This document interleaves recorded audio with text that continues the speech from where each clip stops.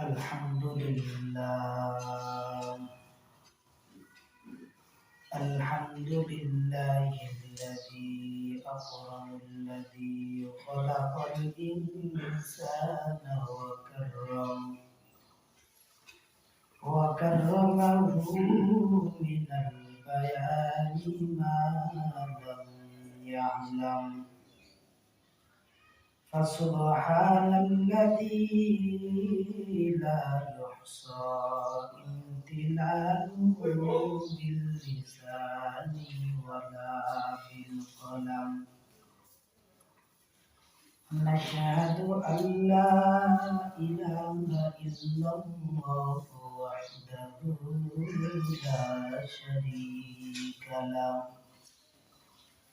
ونشهد أن سيدنا وسندنا وحبيبنا وحبيب ربنا وطبيبنا وطبيب قلوبنا ومولانا محمد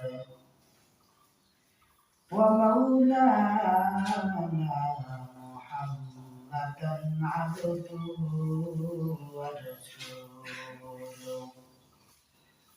الذي أرسله الله تعالى بالحق بشيرا ونذيرا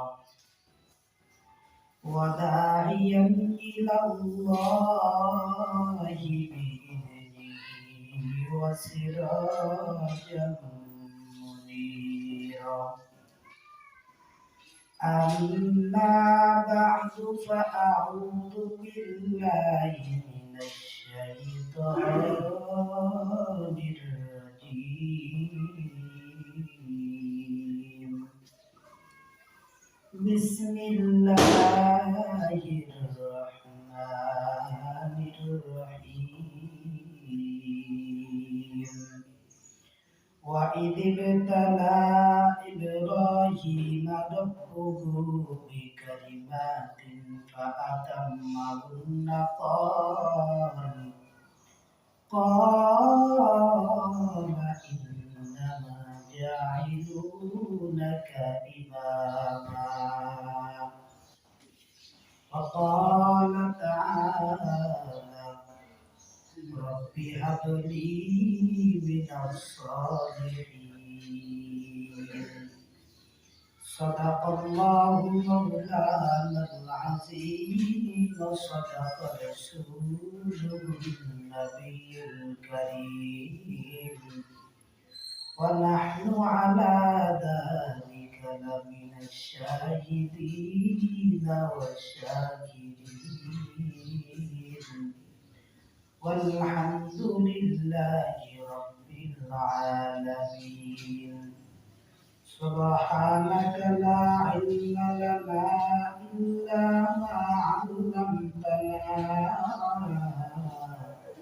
إنك أنت العليم الحكيم رب اشرح لي صدري ويسر لي أمري واحلل عقدة من لساني يفقهوا قولي সর্বপ্রথম শুকর জ্ঞাপন করে এসেছি মহান রবের উপর যে আল্লাহ সুবহানাহু ওয়া তাআলা দুনিয়ার সমস্ত কাজ থেকে ফারিগ করে পবিত্র উত্তম জায়গা মসজিদে আসার বসার তৌফিক ইনায়েত করেছেন। এজন্য সকলের দিক থেকে কালিমাত শুকর আদায় করি আলহামদুলিল্লাহ। লক্ষ কোটি দরুদ সালাম যেনাকে সৃষ্টি না করলে আকাশ জমিন পাহাড় পর্বত কোনো কিছুই সৃষ্টি করা হতো না, সেই মহান ব্যক্তির উপর একবার দরুদ সালাম করি সাল্লাল্লাহু আলাইহি ওয়াসাল্লাম। সম্মানিত মুসলিম কিরাম, আজকে আমরা দুনিয়ায় বেঁচে আছি আল্লাহ সুবহানাহু ওয়া তাআলার কুদরতে বেঁচে আছি, তাই না? আর এই দুনিয়াতে আমাদেরকে পাঠাইছে আল্লাহ সুবহানাহু ওয়া তাআলা পরীক্ষার জন্য। আমরা যদি ভালো কাজ করি তাও পরীক্ষার খাতায় অংশগ্রহণ হবে। যদি খারাপ কাজ করি তাও পরীক্ষার খাতায় কিন্তু লিপিবদ্ধ করা হবে। এর ফলাফল একদিন হবে واليوم الآخر والقدر خيره وشره من الله تعالى والبعث بعد الموت। মৃত্যুর পরে আল্লাহ সুবহানাহু ওয়া তাআলা আমরা এই জীবনে দুনিয়ায় যা কিছু করছি এর ফলাফল এবং হিসাব নিকাশ কিয়ামতের মাঠে দাখিল করবে, তাই না? তো আল্লাহ সুবহানাহু ওয়া তাআলা পৃথিবীতে আমাদেরকে পাঠাইলেন এই পরীক্ষার জন্য। আল্লাহর নবী মুহাম্মদুর রাসূলুল্লাহ সাল্লাল্লাহু আলাইহি ওয়াসাল্লামকে বললেন, আমার নবী দীর্ঘ 40 বছর পর্যন্ত নবুয়তের দায়িত্ব পেলেন না। 40 বছর পর্যন্ত আমার নবী কোন দুনিয়ায় নবী নন, সে সাধারণ মানুষের মতো ঘোরাফেরা করেছিল। আমার নবী 40 বছর পর যখন নবুয়ত পায়, আল্লাহর নবীর কাছে কোরআন নাযিল হয়ে যায়। আল্লাহর নবী মুহাম্মদুর রাসূলুল্লাহ মানুষের সামনে যখন পবিত্র কোরআনুল কারীম তেলাওয়াত করা শুরু করে দেয়, কাফের ইহুদি মুশরিকরা সবাই বলতে থাকে, মুহাম্মদ কবি নিজে নিজে কোরআন বানায় পড়ে, নাউজুবিল্লাহ বলেন।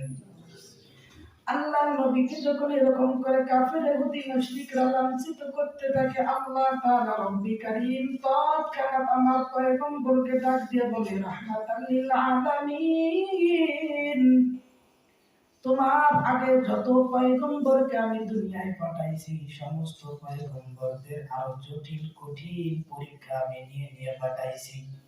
কারণ কি পয়গম্বর জানেন দুনিয়ায় যার ঈমানটা যত মজবুত হবে আমি রব তার পরীক্ষা জটিল ও কঠিন বাড়ায় দেব।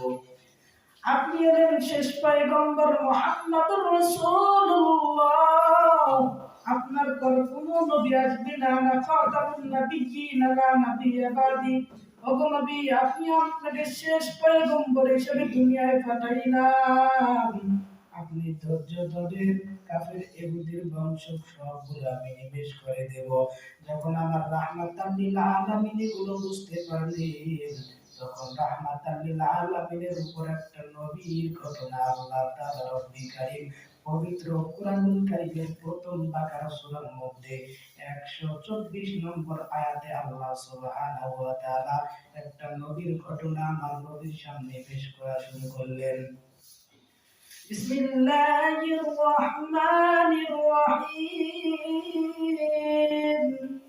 وَإِذْ يَرْفَعُ إِبْرَاهِيمُ الْقَوَاعِدَ مِنَ الْبَيْتِ وَإِسْمَاعِيلُ। আল্লাহ সুবহানাহু ওয়া তাআলা আমার পয়গম্বরকে জানাই দিলেন, ওগো পয়গম্বর, আপনার ইতিপূর্বে যত পয়গম্বর আছে ইব্রাহিম আলাইহিস সালাতু ওয়াস সালামকে আমি তিনটা আমি পরীক্ষায় ফেলেছিলাম। এই তিনটা পরীক্ষার পাস করার কারণে আমি রব্বি কারীম এই আয়াতের ভিতরে তিনটা তাফসীর পাওয়া গিয়েছে। এক নাম্বার তাফসীর, আদি পিতা ইব্রাহিম আলাইহিস সালাতু ওয়াস সালাম কেন হলো।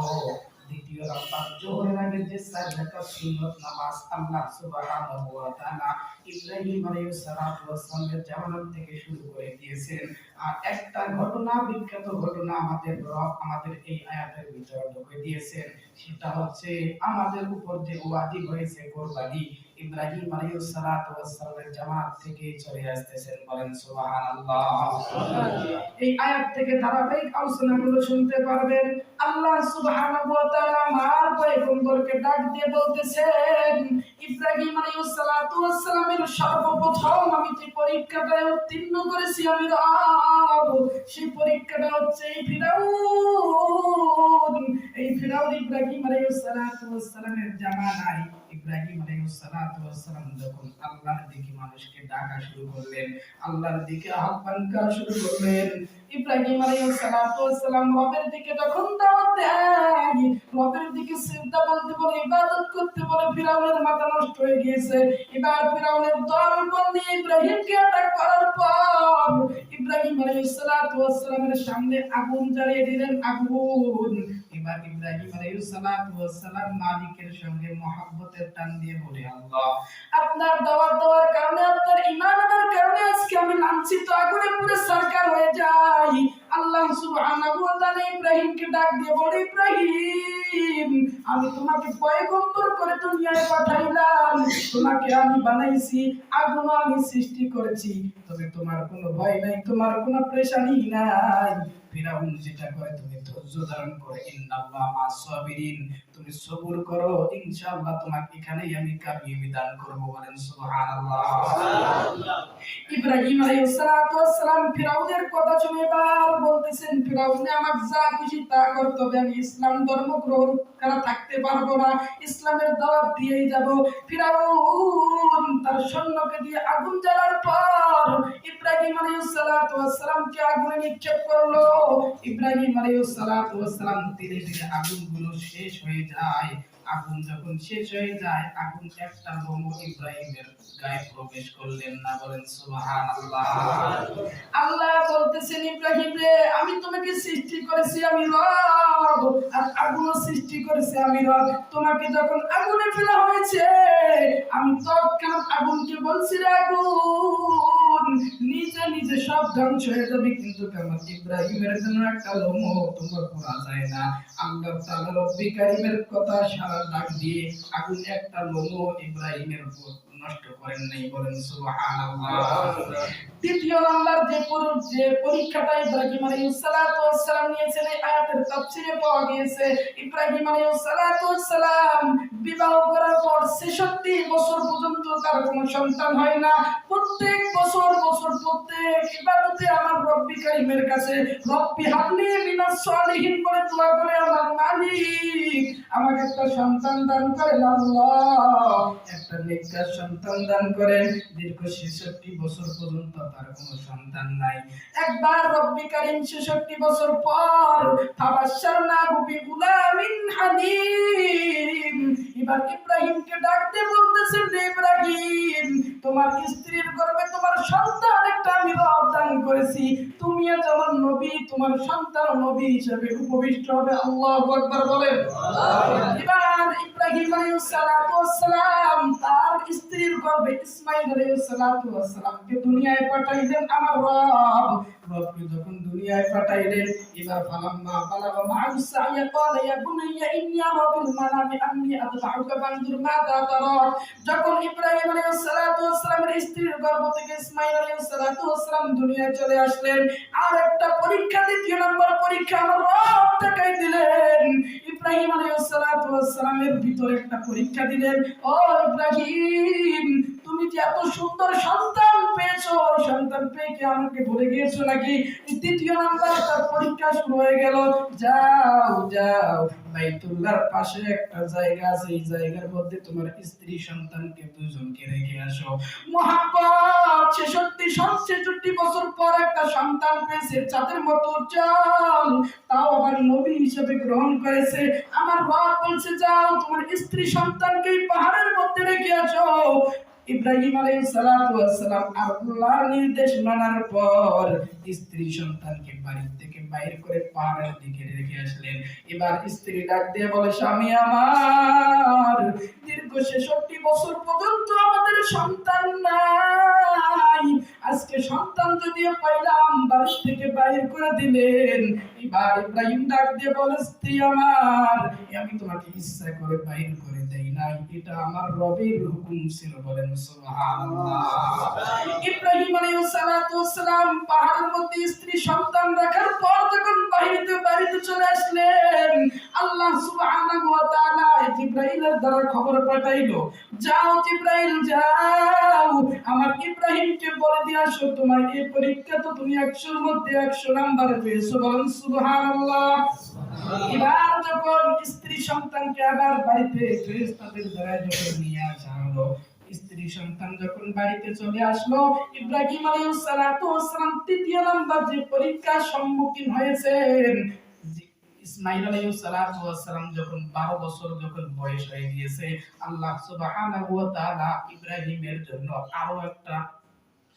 আরো একটা পরীক্ষার সুব্যবস্থা করে দিয়েছেন, যে ইব্রাহিম আলাইহিস সালাতু ওয়াস সালাম নবী হিসেবে গ্রহণ করার পর আমি রবকে দেখি ভুলে গিয়েছি নাকি, আরো একটা পরীক্ষা নেওয়ার জন্য ইসমাঈল আলাইহিস সালাতু ওয়াস সালাম যখন 12 বছর উপনীত হয়, আল্লাহ তাআলা রব্বি কারীম তখন কারো অর্ডার যে ফালাম্মা বালাগা মা'হু সাইয়া ক্বালা ইয়া বুনাইয়া ইন্নী আরা ফিল মানামি আন্নী আযবাহুকা ফানজুর মাযা তারা ক্বালা ইয়া আবাতি ফাআল মা তু'মার সাতাজিদুনি ইনশাআল্লাহু মিনাস সাবিরিন।